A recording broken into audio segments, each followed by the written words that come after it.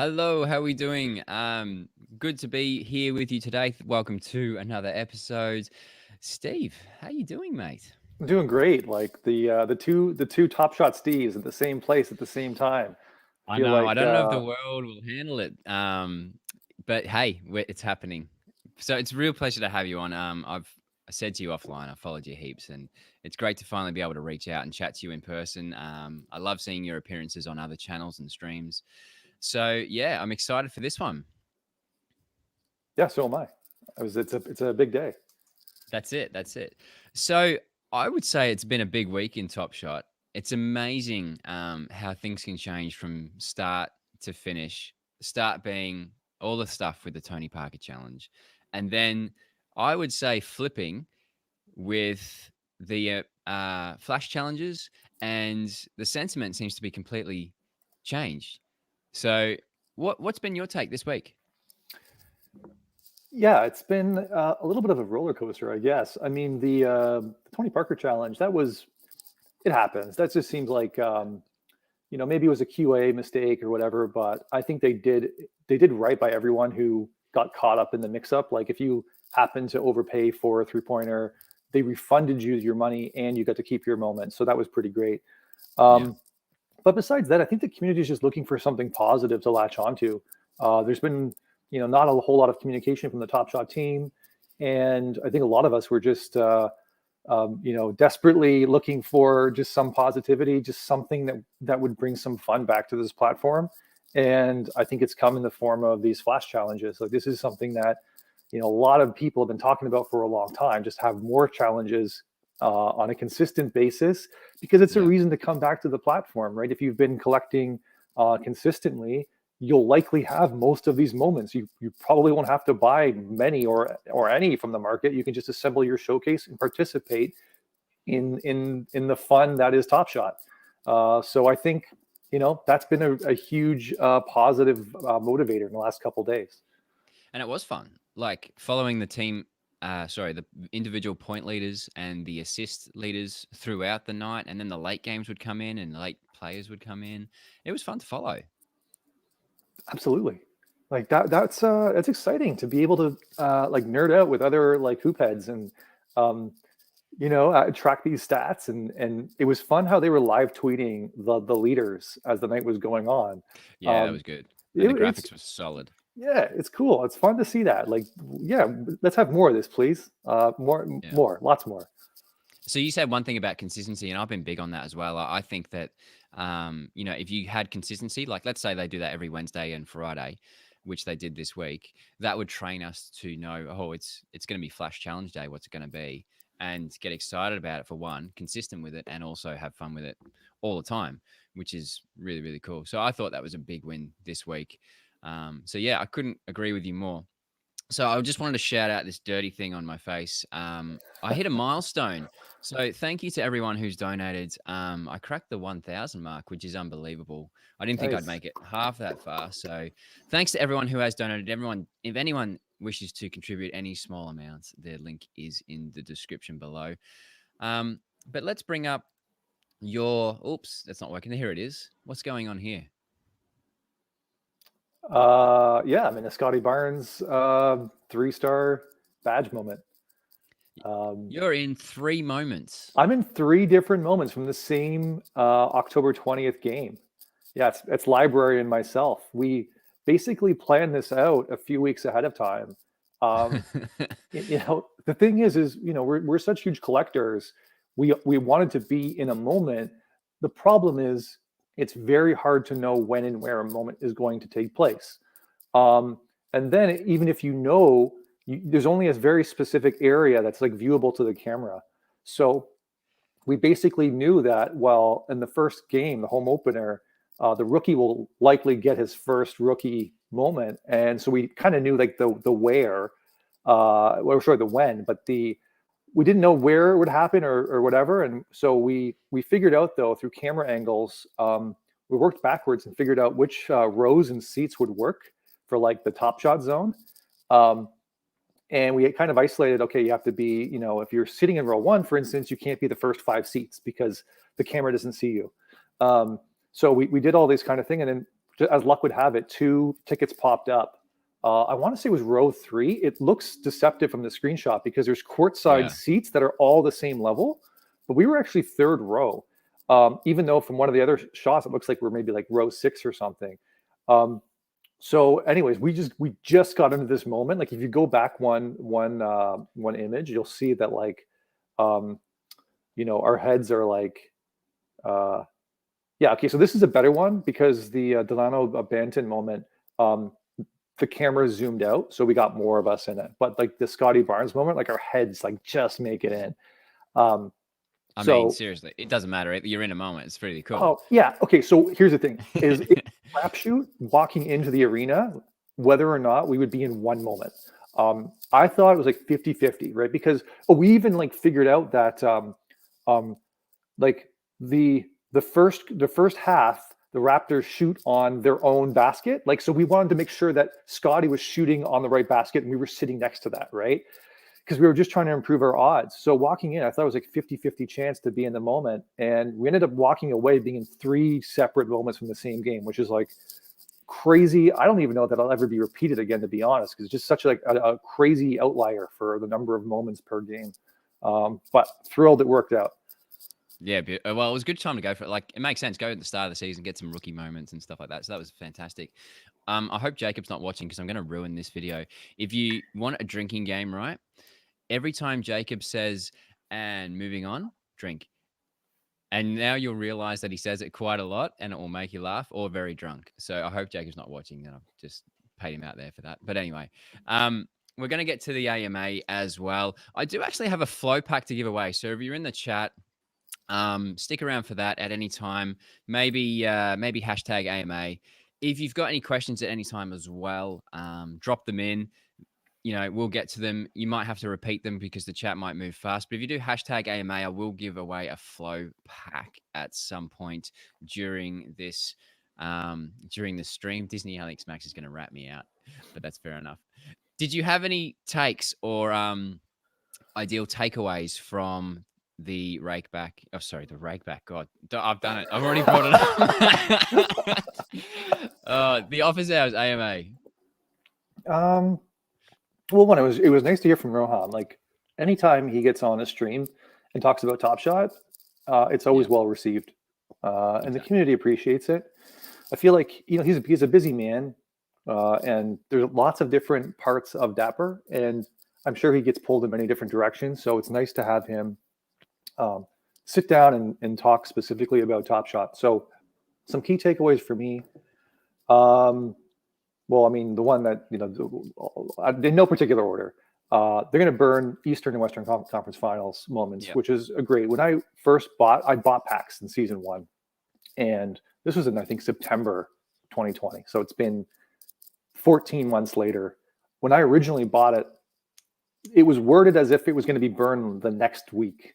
Or it was like ambiguous, but I didn't get any hint that it would be 14 months. So it's been quite the wait for something that seemed, I want to say, trivial to do. And this is just about keeping a promise. They promised they'd burn moments. Like, keep a promise. Like, I don't, to be honest, I don't really, if they wanted to do something else with them, it would have been, but like for this particular thing, they promised that they would burn. So you have it's to been keep a while your promise. coming. Yeah. So that was a big one. And then other things, just talking about like collector score, right? And fan experiences and fandom and everything else. Like that's why I'm here, right? I'm here for fandom. I'm here because I was a basketball fan for the longest time, and I was a collector. And so just to hear that they're going to be doing some, like, I think he said crazy things this year, right? Like I'm excited for that. They dropped a hint of like the All-Star game in Cleveland. Something could be happening there. And like, no, I'm excited for that because I've actually, a few years ago, I drove down to Cleveland to watch the Raptors and the Cavs play. So like for me, it's driving distance. And if something can happen at the All-Star game, like I might just drive down there as well, right? If there's a Top Shot thing going on. So that's super exciting. What else? Was there anything that you think stood out in particular that you enjoyed? I mean, one other thing I'll mention is like he did talk more about legendaries and Mm. how much rarer they are than rares. And I think basically trying to distinguish why they're special. And because right now I feel like I'll say slept on, but they aren't given the same amount of love. If these are the top tier moments on the platform, like especially if you compare it to like the price of ETH, Yeah. right? It's like, 0.2 ETH or whatever for like the top tier moment, or even less for WNBA, right? You're talking about like 0.1 ETH for a top tier moment on the platform. Yeah. That's outrageous when you compare it to other NFTs that are like the top tier of their kind. Um, Anyways, those are some of my takeaways. I don't know if you have anything that you want to talk No, I about. didn't really have any outlandish takes. I did note Rakeback because I don't care, but everyone just goes on about it. So I think having addressed it rather than avoided it was a good thing, because I know that some discords will just go nuts if it wasn't mentioned. It would have been a lot worse. So I think that was noted as a couple of months, which I'm sure people will be excited to hear that. I had written down airdrops for Series 3, so that would be Oh interesting. yeah, that was a good one. Legendary set will receive an infinity. That was to Hmm. your point about how they're sort of possibly undervalued. Well, And I it's think, it's so hard to get a legendary set. Like, for yeah, context, like I'm a pretty big collector on the platform. I only have one complete legendary set, and I only recently got it. Like, it was the 2021 final set, and I got that in the summer, and even that was hard to get. So, having a complete legendary set, it's still incredibly challenging to do. So, um, but it's cool to see them reward collectors like that. yeah. And I always had faith that they would reward every tier, really. It was just whether or not, I think, especially with team sets and team bonuses, because people were collecting team sets based on speculation of possible utility and in real life stuff. So if you're a Warriors fan or a Raptors fan, you would collect the team set and hope that, there'd be a kiosk there or something like that. So people were actually collecting that way, and I think a little clarity around that, wouldn't hurt. So team collections correspond to benefits that might help. Um, the other notes I sort of took were they want to reward loyalty, and time is underutilized. I've been saying that for a while. I actually wondered, and I'm sure this logistically doesn't work, whether or not time should accrue collector score in some sort Hmm. of way, Hmm. whether it be week, month, day, whatever it is. Um, that's just something that's always been on my mind. Yeah, makes sense to me. Um, like that. I think Roham put it very eloquently in the chat. He said something like, "It's at the heart, or time is at the heart of fandom. Mm. How long you are a fan is like that is important to many fans, right? That's what they talk about, and um, so I think it should play a huge factor in our collections, in our collector score, and um, being able to flex on other collectors, be like, yeah, I held this moment for a year or whatever. It's like it's fun to be Yeah. able. It's fun to be able to say that, just like putting your money where your mouth is, but also just like having the confidence to say, yeah, like I believed in Michael Porter Jr. when he was a rookie because I really liked him and I liked what the Nuggets were doing, and to say that you've been holding for all that time, I think is super super cool. And just think about now, in 10 years or whatever, to look back at some of the rookies that you accumulate today and say, oh yeah, I knew this guy was going to be great. That's why I got his rookie. Like, I think it's super cool to have that like point of reference for when you bought it, or when you owned it, or what bought or got it from a pack or whatever. Yeah. Yeah, 100%. So they want to reward loyalty, and I wrote down time. It was underutilized, and I think that was a very good point. That was very positive for me. The other one I wrote down was they want to double collector base this season. I think that's probably a reasonable target. It's not let's I don't know, hashtag turn on marketing and you know uh, get millions of new users. It's a lot of new users. Like, I think there's a million technically users. Yeah, Probably but like less those than aren't half those are aren't active active. users, right? They're not Actually, active. I, I know. I want to give like a shout out. You might have seen it already, but like Live Token today, they released like metrics for Top Shot as part of, I think, their Twitter bot, but also on their Discord. And the metrics include things like the number of users, added this week to Top Shot or in the last day. The number of lists or delists or whatever. So you can see market activity. And I think this will be like for the first time ever, I think this will be a very accurate way to know which way Top Shot is trending. Because the number to me that's important is basically the number of users that engage with the product on a weekly basis, right?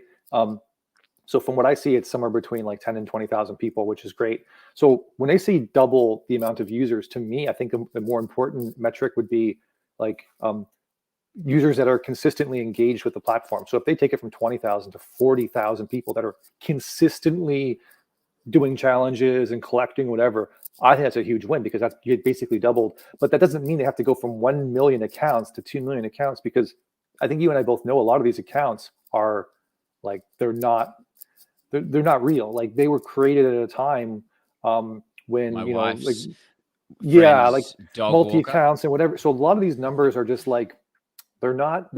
There was a point in time when they used those numbers to make themselves look good, but then like as time went on, I think they're leaning into those numbers less because they're less. They're not really real, right? Like the real numbers is the amount of users that consistently come back on a weekly basis. So that's 10 to 20,000 people. That's the real number.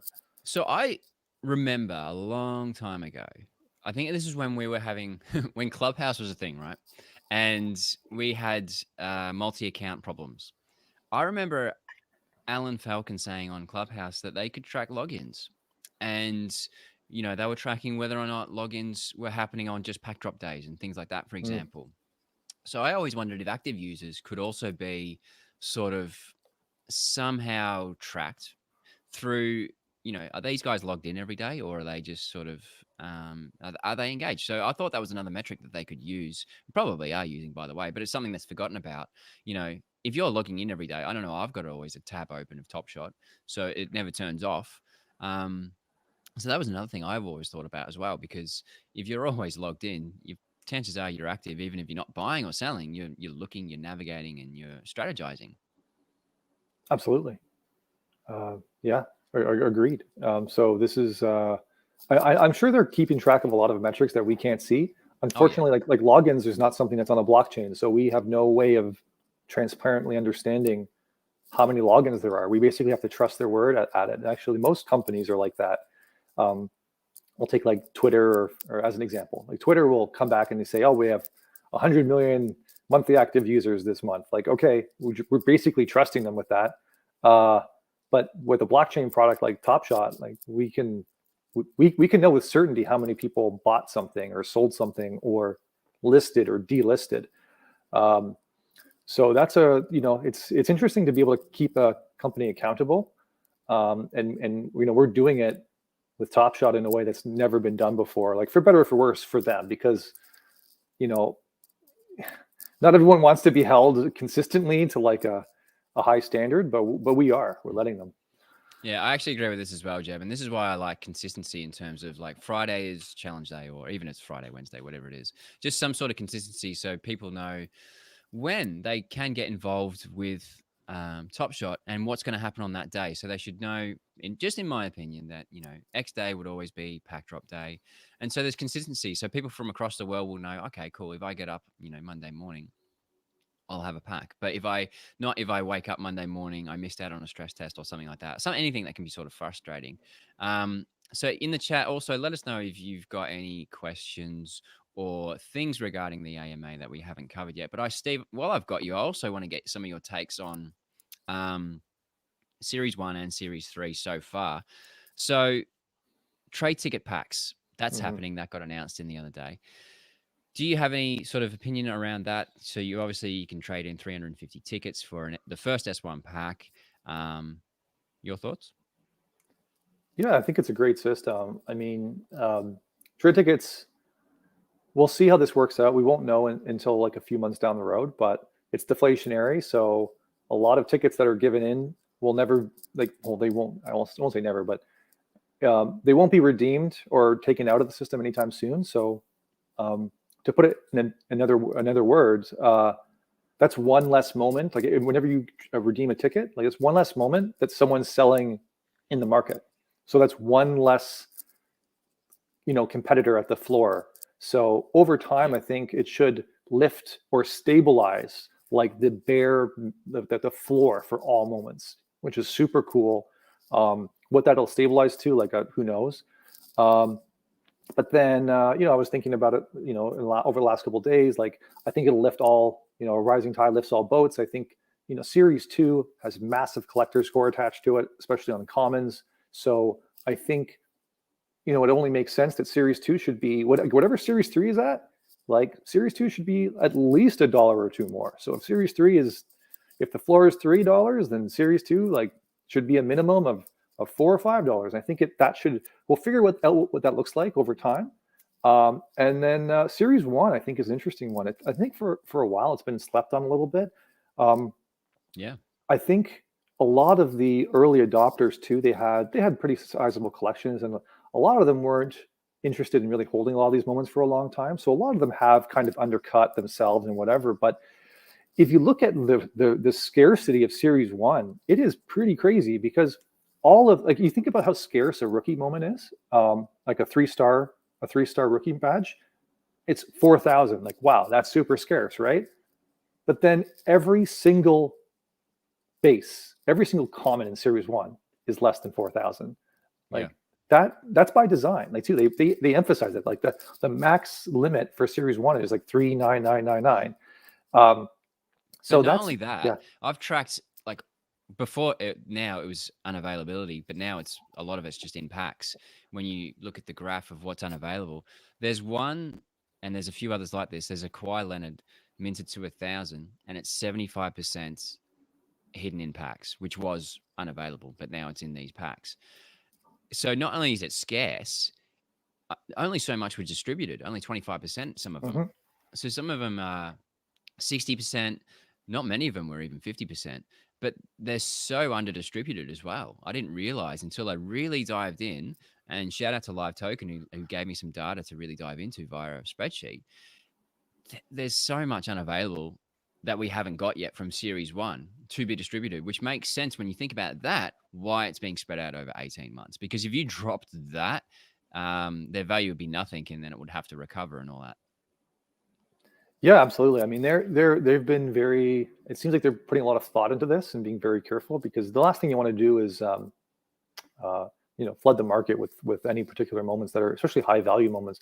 A lot of people have paid a lot of money for, let's say, like a LeBron Top Shot debut, and to suddenly drop a whole bunch on the market, like that would confidence would not help confidence, right? Imagine you put all this money in, and it's like, well, how confident would you feel about them doing that again to you, right? So I appreciate they're taking a slow and steady approach here, distributed over a year plus, and hopefully by that time in a year, like, we'll have more users again. I think we'll be able to absorb a lot of the these new distributed moments. But I want to believe that a lot of the Series 1, because right now you hear a lot of talk about how, these packs could be pretty, like, you might get some duds in these packs, right? Some moments you don't really want. And so, like, careful what you wish for, because you might trade in 350 moments and you might get some stuff that's not so great. The problem here, or what I see, is that the Series 1 floors, I don't know what it is now, maybe $30 for Series 1 base floor. I haven't checked recently. Yeah, basically. So theoretically, you could get a pack that's value is $120. Yeah, exactly, right? So another way to look at that, though, is that fair? Is $30 a fair price for Series 1 moment, even throwaways at the floor? Yeah. Because I'm suggesting it might not be fair because of how scarce it is and how hard it is to get a Series 1 from a pack. What I'm hoping will happen is that a lot of the collectors that have gone through the trade ticket system, like, it is not easy to accumulate 350 trade tickets. It's a lot of grinding. And so imagine you have grinded away, you have 350 trade tickets, you join the queue, you're lucky enough to get a Series 1 reserve pack, you open it up, let's say you get 4 moments you don't like, low value moments. Are you going to dump them for $30 a pop? I doubt it, because you have grinded for those moments. I think you have a newfound respect for those moments and how rare they are. And I'm hoping that people, understand the rarity of Series 1, because it's something that'll never be repeated again. Again, these commons below 4,000. So And everything will be yeah. practically a Top Shot debut. So that's a good point. Hopefully they take a moment and actually realize if they do get that pack that actually this could be something to hold and respect regardless. I want to get back to a comment, as is I feel my duty. Hear your thoughts about what he said about international fans. This is a question I get a lot about how they can reward international fans. And I don't really feel unrewarded, but I just feel like that there's other explorations they could take in terms of exploring utility, things like digital and merch. And to be honest, the Flash Challenge is a digital utility, mhm. and I was engaged. We were talking about the time difference before starting the stream, and I'm something like 17 hours ahead. So watching NBA games is actually really easy. It's just at a weird time of day. I'm watching them all in the morning, and you guys are watching them all, or actually the afternoon as well, and you guys are watching You know them what? all I'll at be honest. night. Sometimes I would prefer that.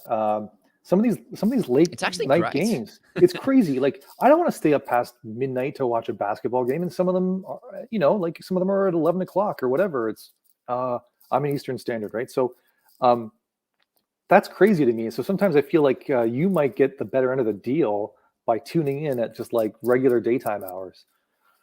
To put it into perspective, you know when they have Christmas games and they'll Yeah. they'll have like a game throughout the whole day. I think the earliest possible game I can get is maybe 5 a.m. start, which is probably lunchtime Eastern, and then it'll go latest to like 4 p.m. or something. So basically, it's a work day of NBA, and you're like, "This how great is this?" It's pretty great.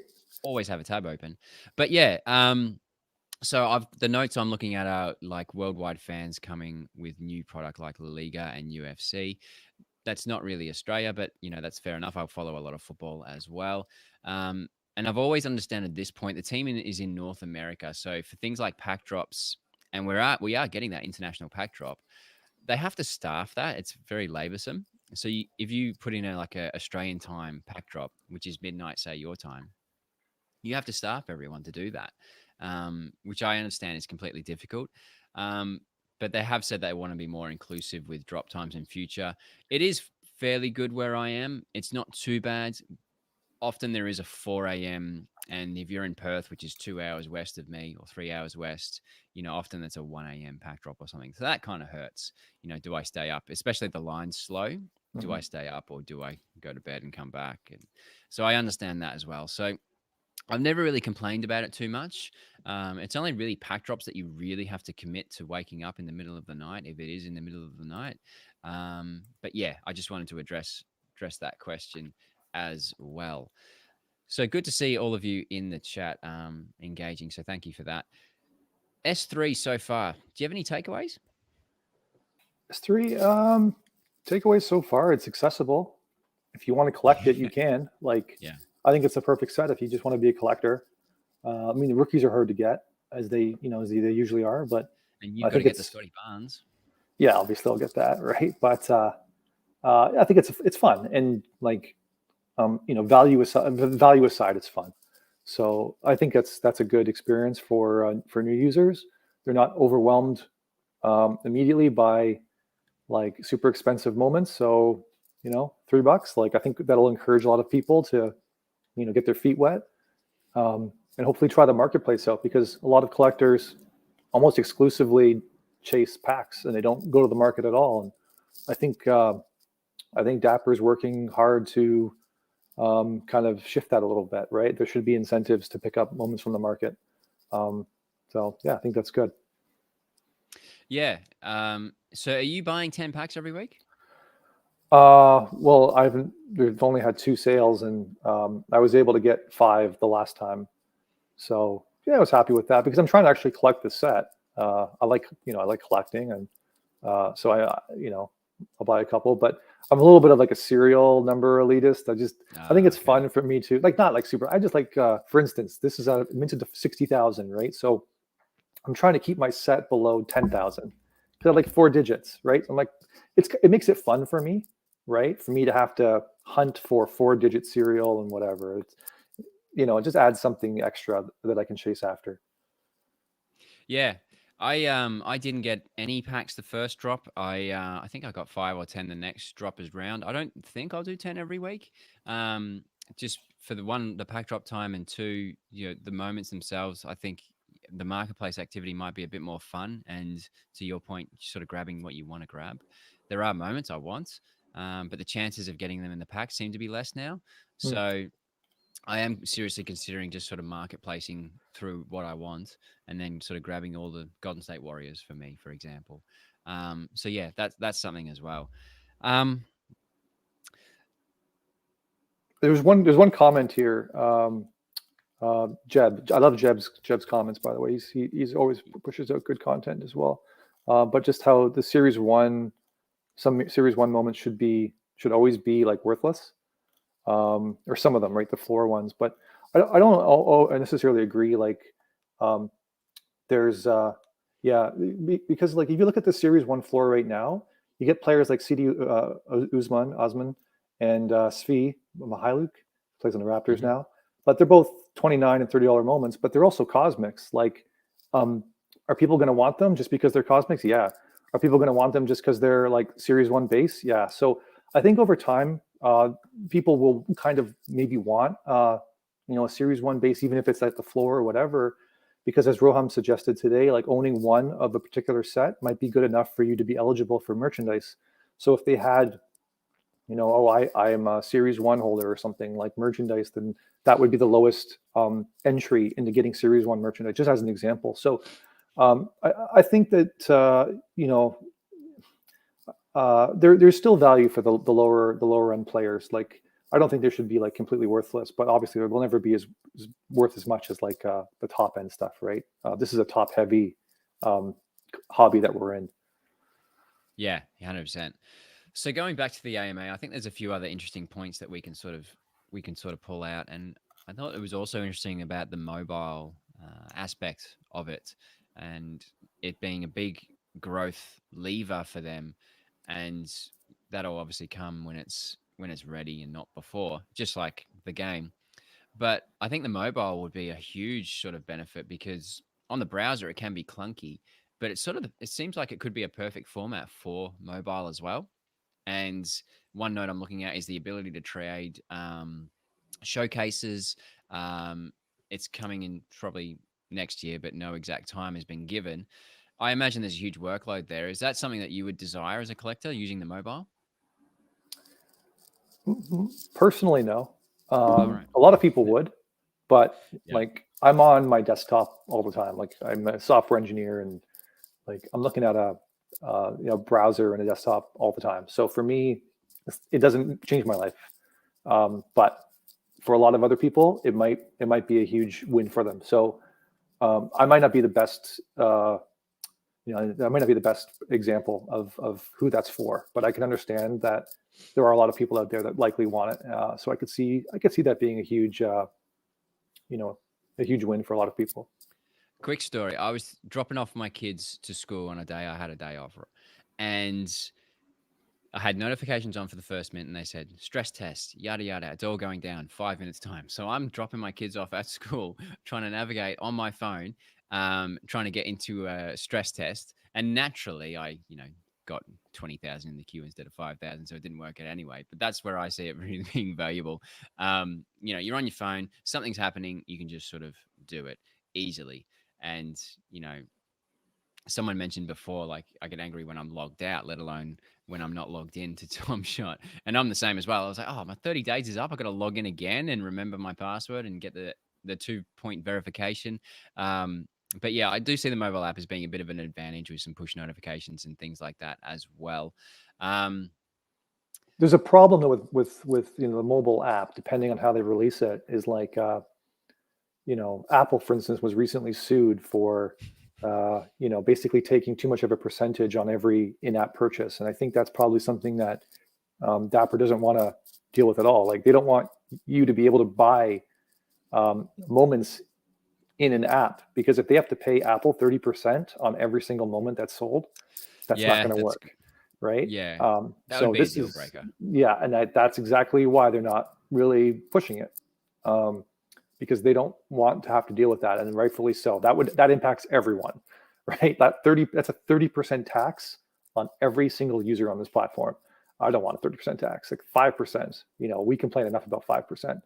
So, um, well, we'll see what happens. But yeah, I see the comment. Apple lost, but yeah, Apple's got some really good lawyers, and they like to fight. So I wouldn't feel super confident about trying to circumnavigate that whole that whole system Apple set up. And Google's the same way, but I think Google takes a less of a cut, like maybe 10% after.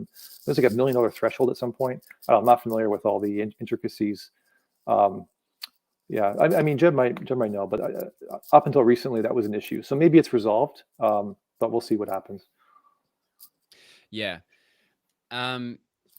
Communication need use. I'm reading First Mint's summary because they're actually really good as well. New users need quick, digestible info, making progress on that front. Quality assurance issues unacceptable. Adding 2 extra rounds of editing to challenges/moment details. Do you have any input on that? 2 rounds of extra editing. Is that what it said? 2 rounds of extra editing. Yeah, like, so here's something that's crossed my mind a few times is you have this community that's super passionate about Top Shot. It's like, make us do something, like put us to work. Why not? You were talking about this on Judge's stream, weren't Yeah, you? yeah. What do you call it? A bug bounty.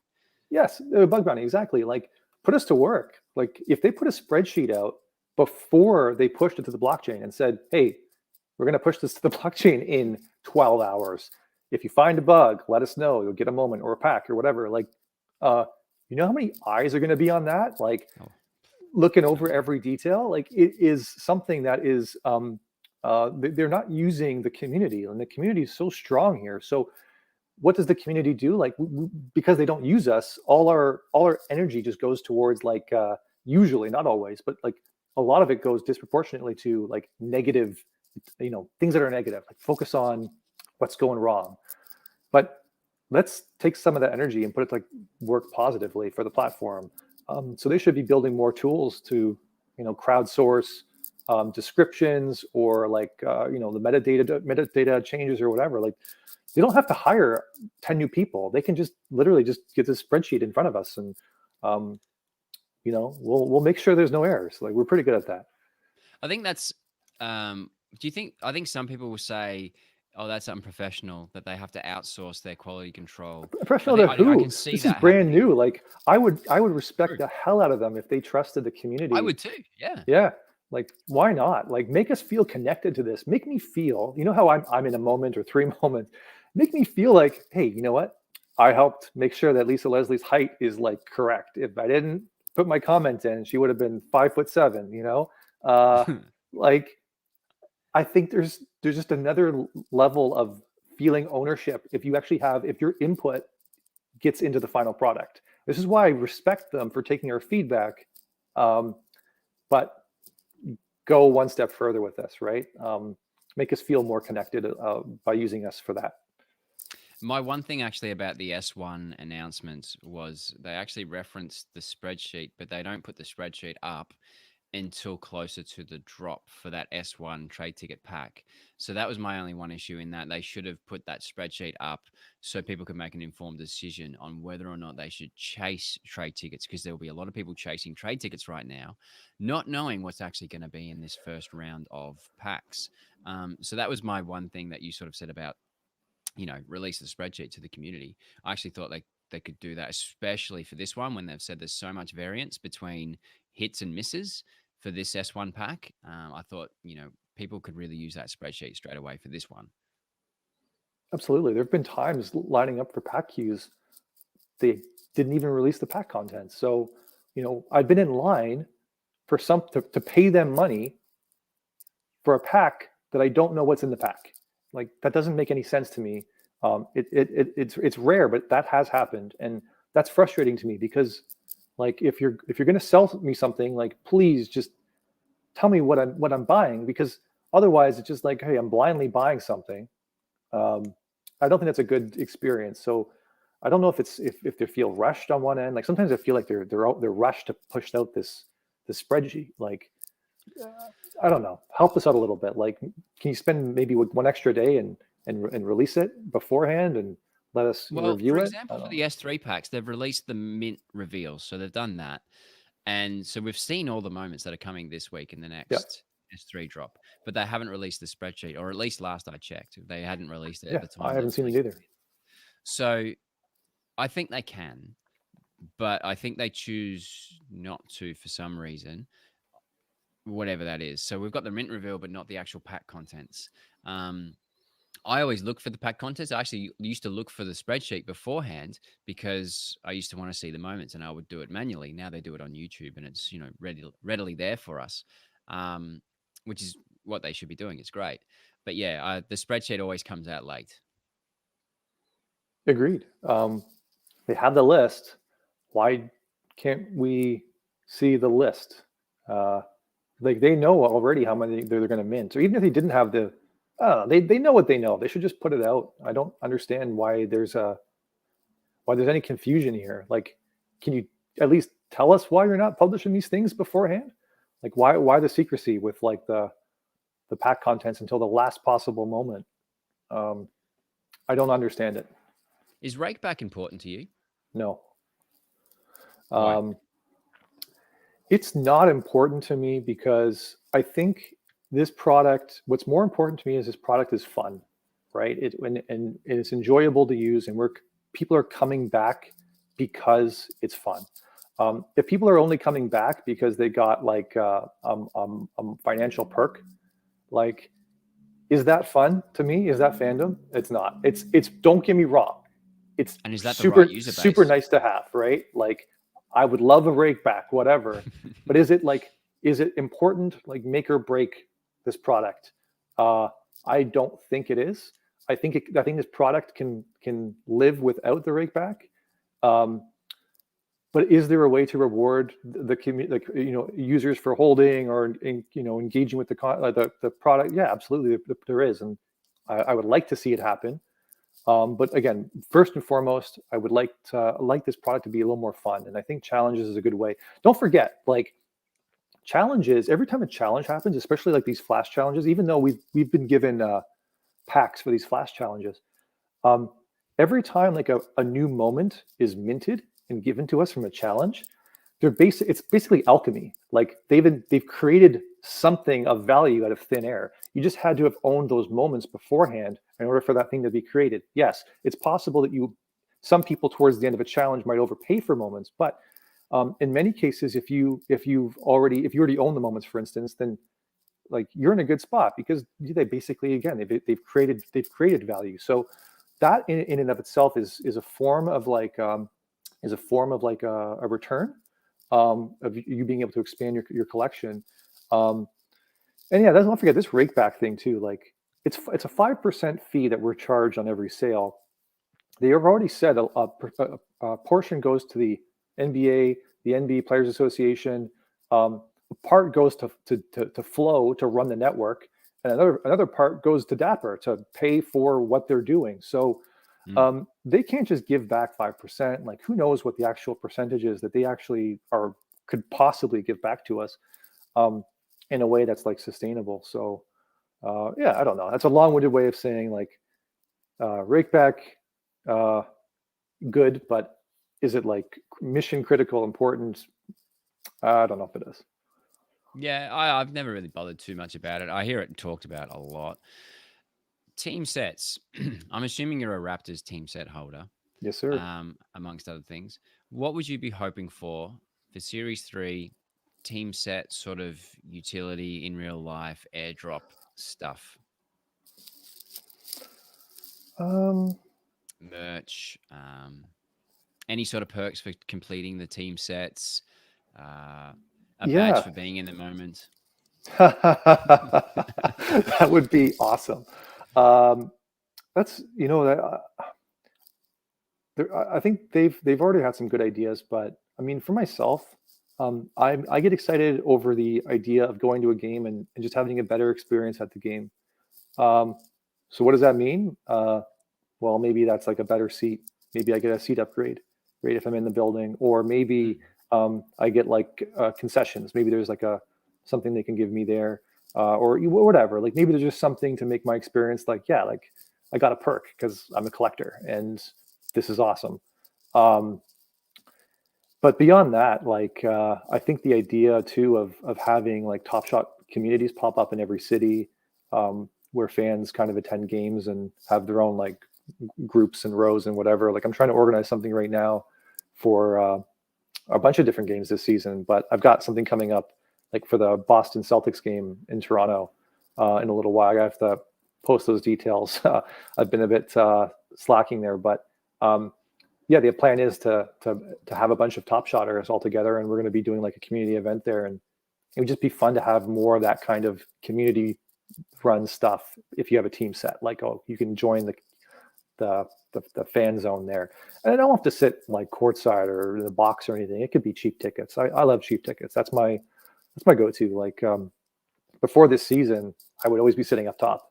Uh, that's that's where I live. I live up top. Like I only Yeah. sat down low because I wanted to be in a moment, and I'm willing to do anything it takes to be in a moment, including like top up some money. So um, Uh, yeah.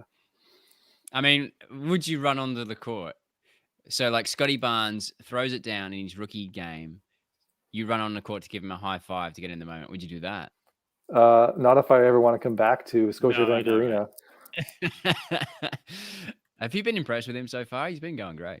Yeah, it's a great player. Like again, I was at that draft experience, right? Library brought me as his plus one, and for me to see Scotty drafted, and that was the one moment of the night where collectively everyone in the arena like gasped.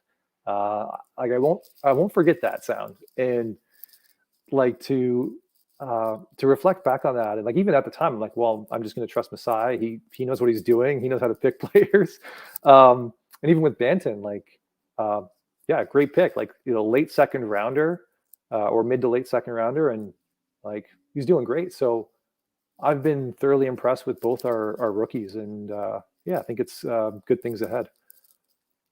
All right, guys. If you've got any last questions, let me know before we wrap up this show today. Before we do wrap up, I think a lot of you have pumped in hashtag AMA into the chat to win a giveaway of a flow pack. I'll give you a couple more seconds to be able to punch in AMA into the chat. Are you going to go for any more? Trying to get into any more moments, or are you sort of like done for the season because you don't know where they're going to be now, whereas the rookie debuts Yeah, were a I don't know. I safe? mean, right now it's so difficult to actually be in one. Yeah. Um, Probably not. I mean, I was fortunate. I sat low, and for the Pistons game that happened not long ago, tickets came up pretty, relatively cheap towards the end. But I don't think I'm gonna be in a moment there. But I think most of the games I'm going to the rest of the season, I'll be up top, and that's fine with me. I'll have a lot of fun.